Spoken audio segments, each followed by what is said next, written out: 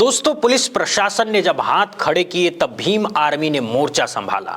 आगरा की रैली में चंद्रशेखर आजाद की सुरक्षा की कमान इस बार भीम आर्मी के कमांडो ने अपने हाथों में ली। नीली और सफेद वर्दी में हाथों में डंडे लिए करीब 200 प्रशिक्षित कमांडो 3 सुरक्षा घेरों में तैनात नजर आए। हर आने जाने वाले पर पैनी नजर, हर हलचल पर चौकसी। ये नजारा अपने आप में बताने के लिए काफी था कि मामला सामान्य नहीं था। चंद्रशेखर आजाद की आग्रह रैली को लेकर इतना बड़ा बवाल खड़ा हो जाएगा शायद किसी ने पहले से कल्पना भी नहीं की थी। जबकि अगर प्रतिक्रिया की बात करें तो सब कुछ नियमों के मुताबिक ही हुआ था। आजाद समाज पार्टी के कार्यकर्ताओं और नेताओं ने वही किया जो किसी भी लोकतांत्रिक दल को करना चाहिए। रैली की इजाजत से लेकर विवाद तक रैली से कई महीने पहले प्रशासन को आवेदन दिया गया। कार्यक्रम की जगह, तारीख, समय, भीड़ का अनुमान, हर जानकारी प्रशासन को दी गई। इसके बाद आगरा प्रशासन की ओर से रैली की अनुमति भी दे दी गई। अनुमति मिलने के बाद पार्टी ने पूरे प्रदेश और आसपास के इलाकों में रैली का ऐलान कर दिया। लेकिन कहानी ने अचानक मोड़ तब लिया जब कार्यक्रम से ठीक 3 दिन पहले आगरा प्रशासन ने अपने हाथ खड़े कर दिए। अब सवाल ये नहीं था कि प्रशासन ने ऐसा क्यों किया, सवाल ये था कि आखिर इतनी देर से क्यों किया। क्या यह फैसला किसी दबाव में लिया गया या फिर प्रशासन ने खुद पीछे हटने का निर्णय लिया? इन सवालों के जवाब आज भी साफ नहीं है। पार्टी के सामने खड़ा हुआ बड़ा संकट प्रशासन के पीछे हटते ही आजाद समाज पार्टी के सामने कई बड़ी चुनौतियां खड़ी हो गई। सबसे पहले लाखों समर्थकों को क्या बताया जाए, दूसरा रैली कैंसिल की जाए या नहीं, और सबसे अहम सवाल चंद्रशेखर आजाद की सुरक्षा कौन करेगा? क्योंकि जिस प्रशासन ने कार्यक्रम की व्यवस्था से हाथ खड़े कर दिए हों उससे किसी नेता को अपनी सुरक्षा को लेकर भरोसा कैसे हो सकता है? इसी असमंजस के बीच पार्टी नेतृत्व ने मैराथन मीटिंग्स की, देर रात तक बैठकों का दौरा चला, हालात का आकलन किया गया और फिर एक अहम फैसला लिया गया। फैसला साफ था, अगर प्रशासन सुरक्षा नहीं देगा तो भीम आर्मी खुद अपने नेता की सुरक्षा करेगी। भीम आर्मी ने 200 कमांडो मैदान में, इसके बाद भीम आर्मी ने 200 प्रशिक्षित कार्यकर्ताओं को विशेष रूप से तैयार किया गया। इन्हें कमांडो की तरह तैनात किया गया। 3 स्तर की सुरक्षा व्यवस्था बनाई गई। पहले घेरे में मंच और चंद्रशेखर आजाद, दूसरे घेरे में वरिष्ठ नेता और पार्टी पदाधिकारी, तीसरे घेरे में आम भीड़ के बीच निगरानी। नीली सफेद वर्दी, अनुशासन और साफ निर्देश। हर कमांडो अपनी जिम्मेदारी को लेकर पूरी तरह मुस्तैद दिखा। आज आगरा के जीआईसी मैदान में जो लोग डंडे लिए अनुशासित तरीके से खड़े दिखे वो कोई बाहरी एजेंसी नहीं थी बल्कि भीम आर्मी के स्वयं सेवक थे। हर रैली में रहते हैं लेकिन इस बार मामला अलग था। वैसे तो चंद्रशेखर आजाद की हर रैली में भीम आर्मी के कार्यकर्ता सुरक्षा में तैनात रहते हैं, लेकिन इस बार मामला अलग था। इस बार सवाल सिर्फ भीड़ नियंत्रण का नहीं था बल्कि नेता की जान की सुरक्षा का था। इसीलिए इस बार कमांडो पूरी तरह अलर्ट मोड पर दिखे। हर चेहरे पर सतर्कता, हर हरकत पर नजर। भीड़ ने फिर साबित कर दिया कि लोकप्रियता प्रशासनिक अड़चनों के बावजूद आगरा के जीआईसी मैदान में उमड़ी भीड़ ने एक बार फिर यह साबित कर दिया कि चंद्रशेखर आजाद की लोकप्रियता किसी सरकारी प्लान की मोहताज नहीं है। आज की तारीख में हालात यह है कि चंद्रशेखर आजाद जहां खड़े हो जाते हैं लाइन वहीं से शुरू हो जाती है।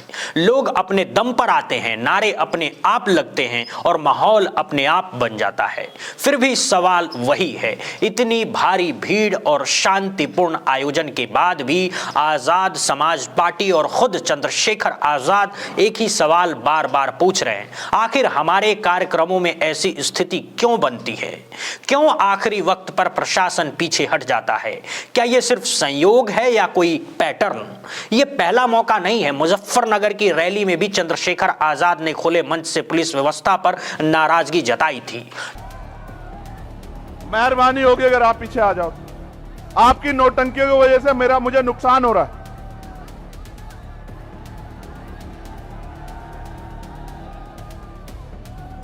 क्या मैं ये मानूं कि ये मेरे लोग नहीं है? फिर क्या है ये? शांत रहो, अपनी अपनी जगह खड़े रहो। बहादुर हो ना? बहादुर हो या नहीं हो? टांगे कमजोर तो नहीं पड़ी है? अभी तो मैं घोषणा करूंगा, मेरे साथ लंबी लड़ाई लड़नी है, पैदल यात्रा करनी है, डटे रहो। और कैमरे वैमरे के चक्कर में नहीं पड़ेगा आप कोई, ठीक है? कान खोल के सुन लो मेरी बात को। लोकतंत्र में रैली करना हर राजनीतिक दल का अधिकार है। अगर नियमों का पालन किया गया हो, अगर अनुमति दी जा चुकी हो, तो फिर आखिरी वक्त पर व्यवस्थाओं से हाथ खड़े करना कई सवाल खड़े करता है। और जब ऐसे हालात बनते हैं तो संगठन अपने स्तर पर व्यवस्था संभालने को मजबूर हो जाता है। आगरा की रैली ने दो बातें साफ की है कि चंद्रशेखर आजाद की लोकप्रियता जमीनी है, किसी सिस्टम की बैसाखी पर नहीं। भीम आर्मी सिर्फ नारा नहीं, एक संगठित ताकत है जो जरूरत पड़ने पर अपने नेता और अपने लोगों की सुरक्षा खुद कर सकती है। लेकिन इसके साथ ये सवाल भी जिंदा है कि क्या लोकतंत्र में किसी खास नेता या पार्टी के लिए नियम अलग अलग लागू किए जा रहे हैं? यही सवाल आने वाले दिनों में और तेज होगा। लेकिन इसके बावजूद जमीनी हकीकत यह है कि बहुत कुछ बदला नहीं है। हालात आज भी वही हैं, बल्कि कई मायनों में पहले से ज्यादा बदतर हो चुके हैं। चंद्रशेखर आजाद खुद ये कह रहे हैं कि उनकी रैलियों में उनको बार बार बाधित करने की कोशिश की जा रही है। एक षड्यंत्र करें, रोकने का प्रयास करें। मुझे उम्मीद है जब तक आपका हाथ मेरे साथ है, कोई हम लोगों को कमजोर नहीं कर सकता, कोई इस आंदोलन को कमजोर नहीं कर सकता। आप सबके लिए मंगल कामनाएं। उम्मीद है कल का कार्यक्रम आप लोग मेहनत करके, संघर्ष करके ऐतिहासिक बनाओगे। आपका भाई चंद्रशेखर आजाद कल आपका इंतजार करूं। सब साजिशों का मुंह तोड़ जवाब आप अपनी शक्ति से देंगे, ऐसा मेरा भरोसा है। जय भीम, जय भारत, जय संविधान, जय मंडल, जय जोहार। सभी बहुजन महापुरुषों को नमन और आपके लिए मंगल कामनाएं। और जितने साथी मेहनत कर रहे हैं, उनके मुताबिक ये सिर्फ अव्यवस्था या संयोग नहीं है, बल्कि एक सोची समझी साजिश है जिसका मकसद उनकी आवाज को दबाना है और उनके कार्यक्रमों को कमजोर करना है। अब सवाल यहीं से और गंभीर होता जाता है। अगर सच में साजिश हो रही है तो आखिर वो कौन है जो चंद्रशेखर आजाद के कार्यक्रमों को खराब करना चाहता है? और उससे भी बड़ा सवाल, क्यों अकेला सांसद फिर भी इतना डर? राजनीतिक आंकड़े की बात करें तो चंद्रशेखर आजाद इस वक्त अपनी पार्टी के इकलौता सांसद हैं। उनकी पार्टी का कोई विधायक नहीं है, कोई राज्यसभा सांसद नहीं है। कई राज्यों में संगठन अभी निर्माण की अवस्था में है। फिर भी अगर हालात ये हैं कि उनकी हर रैली से पहले तनाव पैदा होता है, आखिरी वक्त पर इजाजत पर सवाल खड़े होते हैं और सुरक्षा व्यवस्था पर बार बार उंगलियां उठाई जाती है और उठती रहती है, तो ये अपने आप में एक बड़ा संकेत है। सवाल यह है कि क्या एक अकेला सांसद इतना बड़ा खतरा बन सकता है? क्या डर सिर्फ चंद्रशेखर आजाद से ही है? अगर डर की राजनीति की बात करें तो फिर कुछ और नाम भी सामने आते हैं। क्या अखिलेश यादव से किसी को डर नहीं लगता? क्या राहुल गांधी से किसी को डर नहीं लगता? और क्या अब बहन मायावती जी से भी किसी को डर नहीं रहा? ये सभी नेता बड़े दलों का प्रतिनिधित्व करते हैं, इनके पास विधायक हैं, सांसद है, सरकारों का अनुभव है। फिर भी अगर प्रशासनिक अड़चने और सियासी बेचैनी सबसे ज्यादा चंद्रशेखर आजाद को लेकर दिखाई देती है तो सवाल लाजमी है। सत्ता ही नहीं, विपक्ष के लिए भी परेशानी है। और सबसे दिलचस्प पहलू यही है, मामला सिर्फ सरकार बनाम चंद्रशेखर आजाद का नहीं दिखता।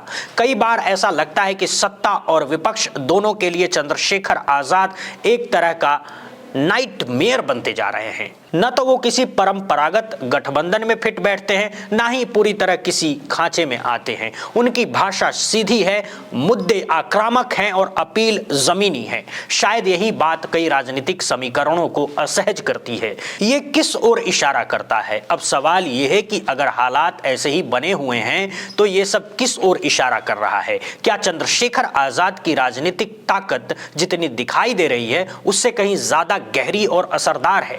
क्या उनकी रैलियों में उमड़ती भीड़ सिर्फ प्रशासन ही नहीं बल्कि कई स्थापित राजनीतिक दलों को भी डरा रही है? क्या परंपरागत नेताओं के सामने एक नई तरह की राजनीति खड़ी हो रही है जो न जाति के पुराने फॉर्मूले में फिट होती है और ना ही सत्ता विपक्ष की तय स्क्रिप्ट में? भीड़ सिर्फ संख्या नहीं होती, राजनीति में भीड़ सिर्फ संख्या नहीं होती, वो संकेत होती है। जब बिना सरकारी मशीनरी, बिना सत्ता के संसाधनों और बिना बड़े मीडिया सपोर्ट के लाखों लोग किसी नेता की रैली में पहुंचते हैं तो भीड़ सवाल बन जाती है। सवाल सत्ता से भी और सवाल विपक्ष से भी। आज की राजनीति में कई दल ऐसे हैं जिनकी जड़ें कमजोर हो रही हैं। नेता तो हैं लेकिन जमीनी जुड़ाव कम हो रहा है। ऐसे में अगर कोई नया चेहरा सीधे सीधे जनता से जुड़ता दिखे तो पुरानी राजनीतिक संरचनाएं हिलना स्वाभाविक है। शायद यही वजह है कि चंद्रशेखर आजाद की हर रैली सिर्फ एक कार्यक्रम नहीं रहती बल्कि एक पॉलिटिकल इवेंट बन जाती है। इन तमाम सवालों के जवाब आज मिलना मुश्किल है। असल जवाब मिलेगा 2027 के चुनाव में, जब यह देखा जाएगा कि भीड़ सीटों में बदलती है या नहीं। क्या चंद्रशेखर आजाद सिर्फ रैलियों के नेता बनकर रह जाते हैं या फिर वो चुनावी नक्शे पर वाकई बड़ी लकीर खींच पाते हैं। हालांकि लोकतंत्र में सिर्फ चुनाव ही नहीं, जनता की राय भी मायने रखती है। इसीलिए सवाल अब आपसे है, क्या आपको लगता है कि चंद्रशेखर आजाद को रोकने के लिए पर्दे के पीछे कोई काली कहानी लिखी जा रही है, या फिर ये सब सिर्फ राजनीतिक संयोग और प्रशासनिक व्यवस्था है, क्या ये डर है या फिर बदलती राजनीति की बेचैनी? आपकी राय मायने रखती है तो देर किस बात की है? कमेंट बॉक्स में जाइए और खुलकर बताइए कि आप क्या सोचते हैं। अगर आपको लगता है कि ये सवाल पूछे जाने चाहिए तो इस वीडियो को शेयर कीजिए, और अगर आप चाहते हैं कि ऐसी ही जमीनी बिना लाग लपेट की राजनीतिक खबरों और विश्लेषण आप तक लगातार पहुंचाते रहें तो हमारे चैनल को सब्सक्राइब जरूर कीजिएगा। आपका समय देने के लिए बहुत बहुत धन्यवाद, बहुत बहुत शुक्रिया।